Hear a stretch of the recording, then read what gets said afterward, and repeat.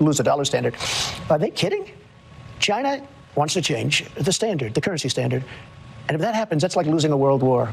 We'll be a second-tier country. We'll literally be a second-tier country if that happens. Now, you're losing Brazil. You're losing Colombia, South America. You're losing Iran. You've lost it. You lost Russia. And if you haven't lost them yet, you're going to lose them. China's on the yuan, so China's gone. Then you see France going over. No, what's going on? We're losing. If we lose our currency, that's the equivalent of losing a world war. Our currency is what makes us powerful and strong. And this was unthinkable during the Trump administration.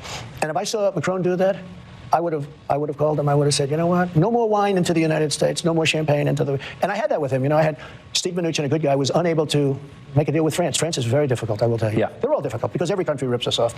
But France is, in particular, very difficult.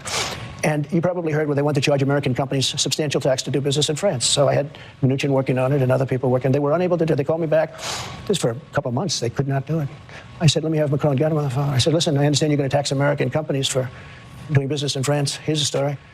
On Monday morning, if you don't drop this, on Monday morning was Friday, I'm going to put a 100% tariff on every bottle of champagne and every bottle of wine that comes into the United States of America.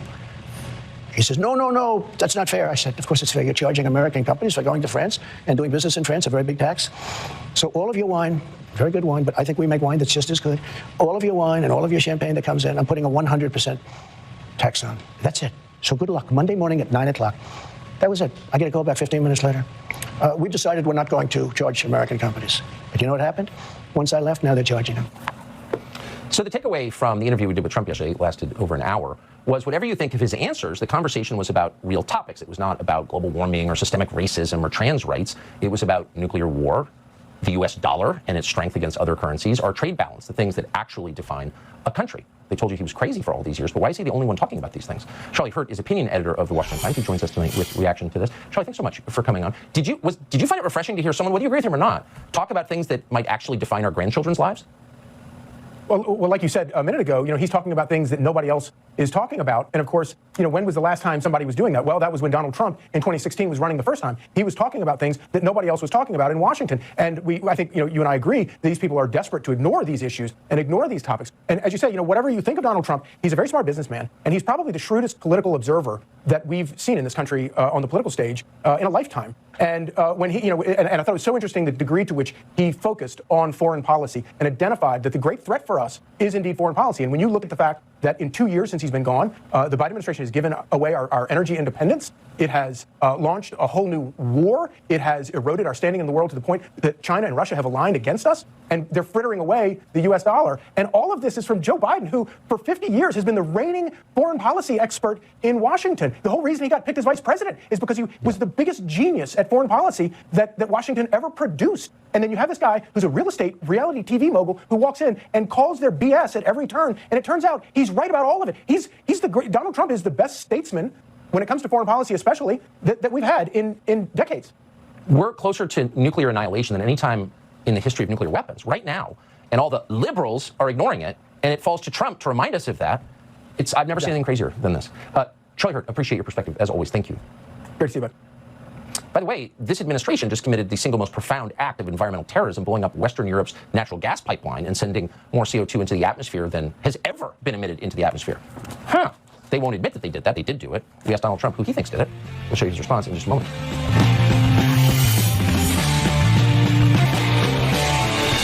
State media outlets like National Public Radio and the British Broadcasting Corporation, NPR and BBC, are very upset that Elon Musk has taken over Twitter. An open Twitter is a massive threat to them, and they know that. Of course, they can't survive if there are real options. So a reporter from the BBC just sat down with Elon Musk and tried to attack him for extremism and hate speech in an interview last night. What happened next is really something you have to see. Fox's Trace Gallagher brings it to us now. Hey, Trace.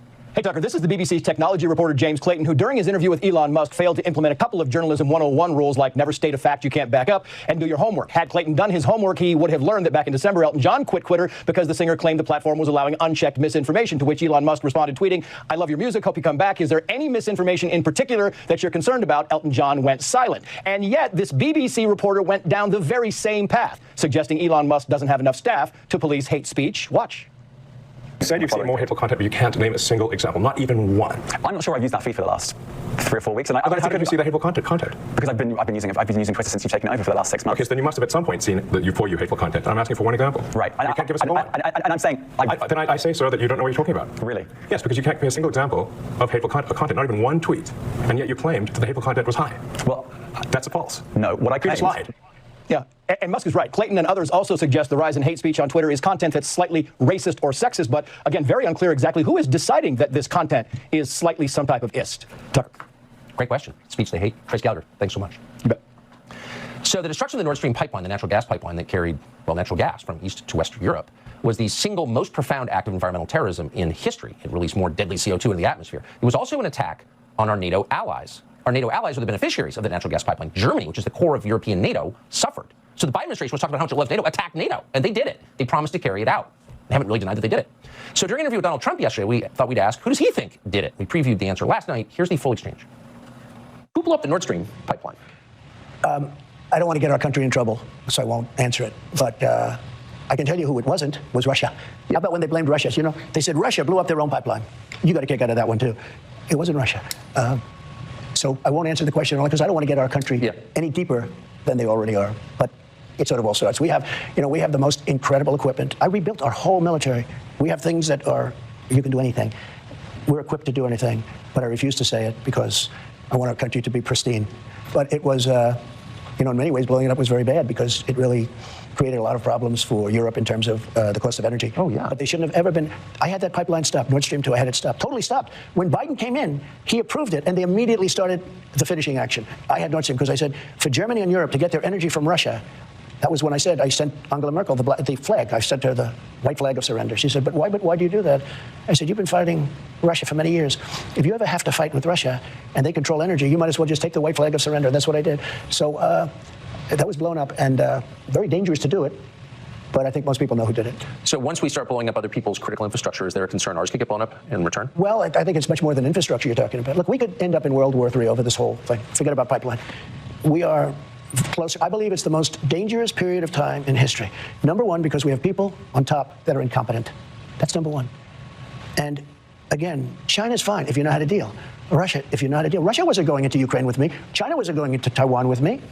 I mean, now all you see is, China with ships all over the place and sending airplanes and bombers. That wasn't happening with me. He knew you can't do it. And also, Russia knew you can't do it. They would have never done it. The most dangerous period of time because of weaponry, because of nuclear, because of weaponry, most dangerous period of time in the history of our country and in the history of the world right now. And we have an incompetent person at the top. Douglas McGregor is a retired colonel from the U.S. Army. He joins us tonight to assess that. Thanks so much for coming on. The Biden people never stop yammering on about NATO, the sacred alliance that is NATO. They never define really what it is, but it's so important, NATO. They just committed an act of war against NATO. Tory Newland and the lunatics in this administration. It's very obvious that they did that. How does NATO survive this? Tucker, NATO is not surviving this. That's very obvious. If you go behind the scenes, there's enormous division in NATO over what should happen next. And more of the truth is coming out about Ukraine. Not only are the Ukrainians not winning, people are discovering that the Ukrainians were turned into a weapon of mass destruction aimed at Russia by us. And this is something the Europeans really never signed up for. So the president is absolutely right. The other thing is that the president gave you a very prudent answer. He said he really didn't know. And that's true. We can't know unless we receive a briefing from the highest levels. But he's also very concerned that if he were to say yes, that would put our soldiers, sailors, airmen, and Marines all over the world at risk. They would instantly become targets overnight for the very reason that you pointed out. It's an act of war. An act of war potentially against Russia and also against Germany. But I thought Germany was our main ally in this war against Russia, and that the alliance between the United States and Germany called NATO was sacrosanct. Like, how could they do this? Well, our alliance with Germany is more important than anything happening in eastern Ukraine, and that's a fact. The Germans are not only hugely important to us as trading partners, but we have worked for years, and they have worked very hard as well to build great confidence across national lines. Germany is the foundation for European power. Without it, the EU is out of business. Without Germany, NATO is out of business. I don't know what the future holds, but I can't imagine a wrecking crew anywhere in the world that could have done more damage to our interests in Europe in a shorter time than the Biden administration. Nicely put. It's sad to hear that, but it's so obviously true. They're reckless lunatics. That's not an overstatement. Doug McGregor, thank you very much for your very knowledgeable assessment. So we played you a lecture the other day from the vice president of marketing at Bud Light and told you the beer brand needs to update its fratty image because fratty is bad. Those little entitled white men. Well, it turns out this very entitled white lady has a history that's pretty fratty herself, and we've got the pictures. The frattiest possible history, actually. That's next. one theme that unites almost every story we've seen for the past 3 years. It's the people in charge despising the people they're in charge of. Politicians despising their voters, preachers despising their congregation, generals despising their infantry, officers, and enlisted men. So it shouldn't surprise you that the Bud Light executive in charge of Bud Light hates people who drink Bud Light and thinks really they should all become transsexual. Here she is.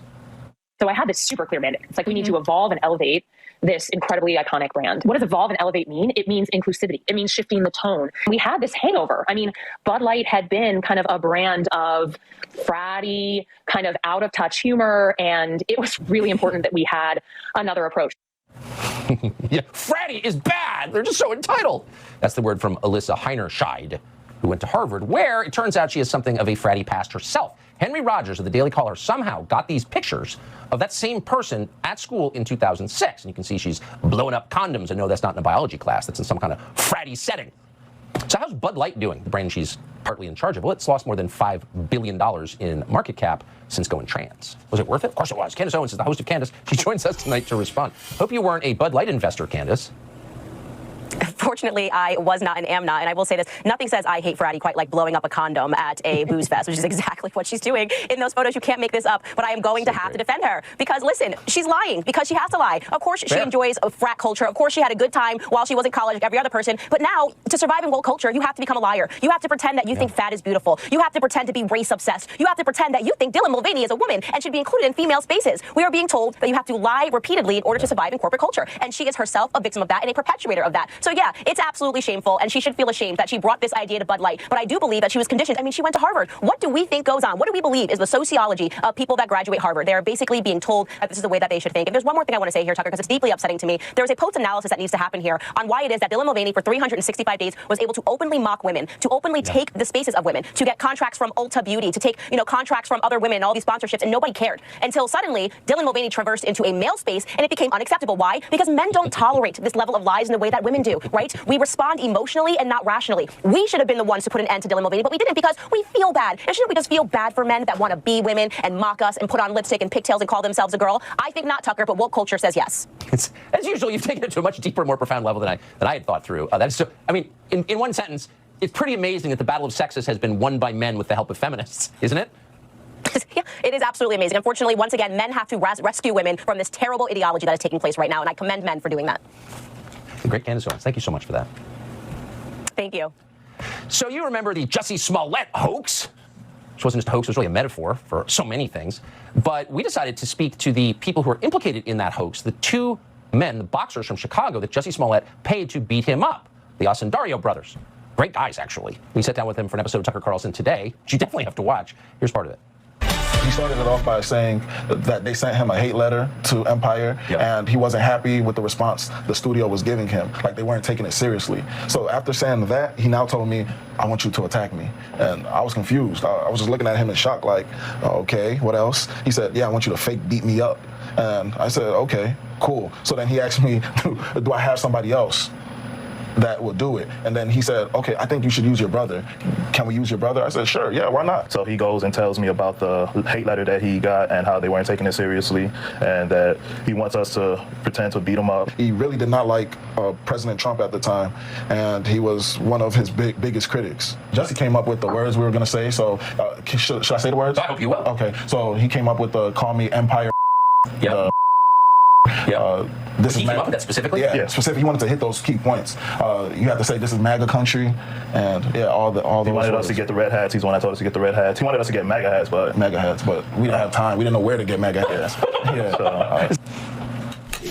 Turns out it was hard to find a MAGA hat in downtown Chicago. Nobody told Robin Roberts of ABC News that, though. She thought the story was beautiful, Jussie, beautiful. The amazing Osundario brothers. That conversation right now on Fox Nation. So at the height of the COVID hysteria, when no one was allowed to say anything true, our friend Alex Berenson decided he was going to say true things anyway. He was one of the very few reporters, one of the only reporters who told the truth. And as a result of that commitment, the White House and Pfizer tried to get Twitter to ban him, and they succeeded. Now, Alex Berenson is suing the White House over this. 2 days ago, a 25-year-old man called Connor Sturgeon opened fire in a bank in Louisville, Kentucky. Sturgeon shot 13 people. He murdered 5 of them before police took him down. Today, Sturgeon's parents issued a statement saying their son had a diagnosed mental illness and had been receiving treatment from a psychiatrist. Sturgeon's parents offered no details about any of this, and as far as we know, they were never asked. But we would like to ask, what drugs was Connor Sturgeon taking when he committed mass murder? That seems like a relevant question. It's certainly more relevant than the endless circular debate over gun control that's once again being inflicted on the rest of us. The percentage of Americans who own guns has not risen during our lifetimes. In fact, it has fallen. Meanwhile, the percentage of Americans who are taking powerful psychiatric drugs prescribed by doctors, SSRIs, benzodiazepines, amphetamines under brand names like Adderall, and now brain-altering cross-sex hormones, that population has jumped by hundreds of percent. Its growth has tracked the rise of mass shootings, in fact. Is there a connection here? That's not a crazy question. What's crazy is ignoring the topic completely because you're taking huge money from Big Pharma, which peddles these drugs. That's what our media and political classes are doing right now, and it's shameful. And speaking of Big Pharma, during the mass panic, the hysteria over COVID and the vaccine mandates that followed, Alex Berenson, formerly of the New York Times, was one of the few reporters who dared to go where the facts led him to tell the truth. And because he did that, both the White House and Pfizer board member Scott Gottlieb urged Twitter to ban Alex Berenson from speaking. Now, Berenson is suing both the Biden administration and Scott Gottlieb. We think that suit dropped today. Alex Berenson is on Substack. In any case, he joins us tonight for an update. Alex, thanks so much for coming on. And people can read, I think, about this at much greater length on your Substack, but can you just summarize for us what this case is? Sure. First of all, there's something I never have the chance to say, Tucker, so I have to say it. Who's got two thumbs and sued the President of the United States today? This guy. Nice. So yes, I sued President Biden. I sued several White House officials. I sued Scott Gottlieb, and I sued the chairman of Pfizer, Albert Bourla. And what the lawsuit says, and I do go into this in greater detail on the stack, is that in 2021, the White House tried to get me banned from Twitter.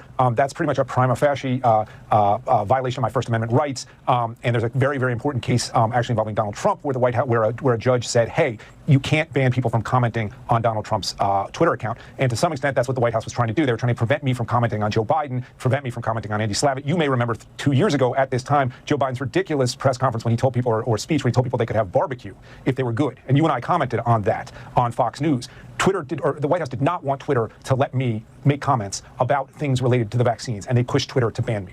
That didn't work because Twitter knew I was not violating its policies. And so Scott Gottlieb, who was a former FDA board member the former commissioner of the FDA and a board member at Pfizer, stepped in and told Twitter to ban me, and then Twitter did. This is all outlined in great detail in this complaint. We have tremendous evidence about it. The only question is whether a court in New York State, a federal court, a federal judge, probably appointed by a Democratic president, is going to want to let this lawsuit go forward, because on the merits, it's very strong. And I want to say one more very, very important thing about this. Pfizer has tremendous immunity for any lawsuits around the vaccines. This lawsuit is probably the only lawsuit that can pierce this in a meaningful way and get all of us to have some idea of what Pfizer actually knew about the failure of the vaccines in 2021 and what they were telling the White House. If this lawsuit can survive the motion to dismiss, because the White House and Pfizer are going to do everything possible to suppress this lawsuit, it will provide discovery that nobody else is going to be able to get. So I'm really hopeful. It's going to be expensive, it's going to be hard, it's going to be messy, but I think we might be able to get there. Certainly rooting for you. Government cannot silence critics of its own policies, period, in a free country. Alex Berenson, Godspeed. Thank you, sir. Good evening and welcome to Tucker Carlson's Tonight. There's much fallout this evening, and there will be for months, stemming from the arraignment of the Republican frontrunner in Manhattan yesterday. And we're going to cover that in some detail. But we want to start tonight with a trend that we have noticed that might be worth knowing about, and it has to do with the dollar. For nearly 80 years since the end of the Second World War, the U.S. dollar has effectively been the currency of the world. For our entire lifetimes, there was virtually no place on the entire globe you could go that would turn down a 20. Andrew Jackson's face beside the famous seal of the U.S. Treasury was probably America's best-known export. From Dar es Salaam to Sri Lanka to the smallest gold mining outpost in the Amazon basin, every shopkeeper on earth recognized a $20 bill. The dollar was universal, and not just universal in commerce, so the majority of international transactions were conducted in dollars, but universally held as a long-term store of value globally. The world's central banks stockpiled U.S. dollars, far more than any other currency. Now, most Americans may not have known that, or they did, but it doesn't matter what they knew. It was very good for everyone who lives here.